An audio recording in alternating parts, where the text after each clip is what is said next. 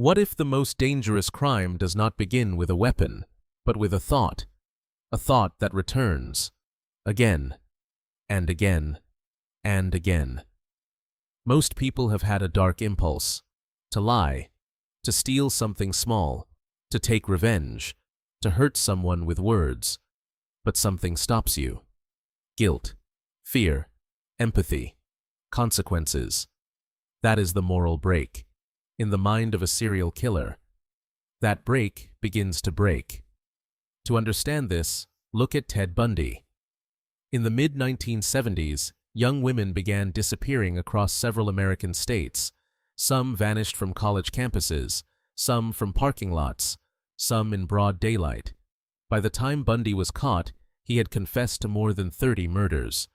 But the most disturbing part was not only the number, it was how normal he looked.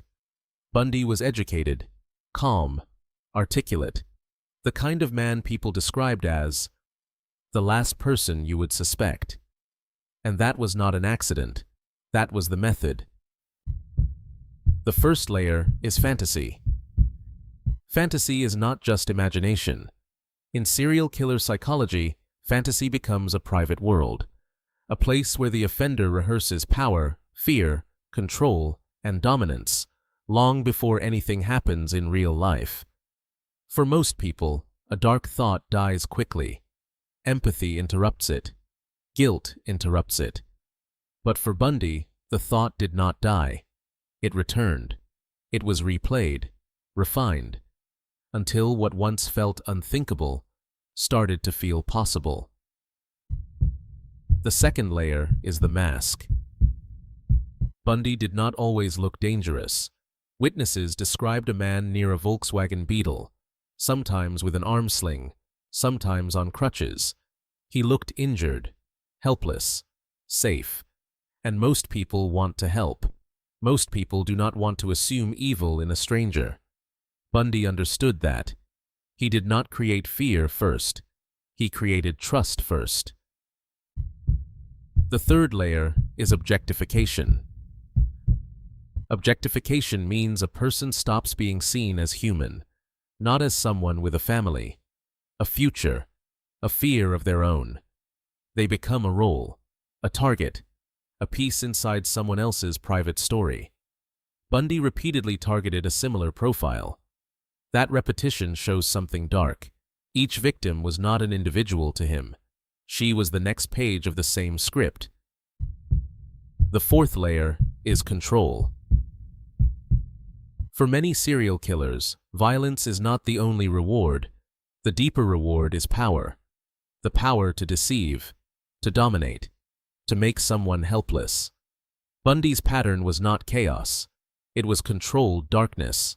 Approach, deceive, control, dominate. The fifth layer is escalation. The first act does not always end the fantasy. Sometimes, it feeds it. The mind remembers the feeling of control. Then, it wants it again. More risk, more confidence, more repetition. That is the loop. Fantasy, mask, objectification, control, temporary satisfaction, then fantasy again. Bundy's crimes crossed different states and different years, different places, different moments, but the same psychological pattern kept returning. Even behind the mask, his mind left fingerprints.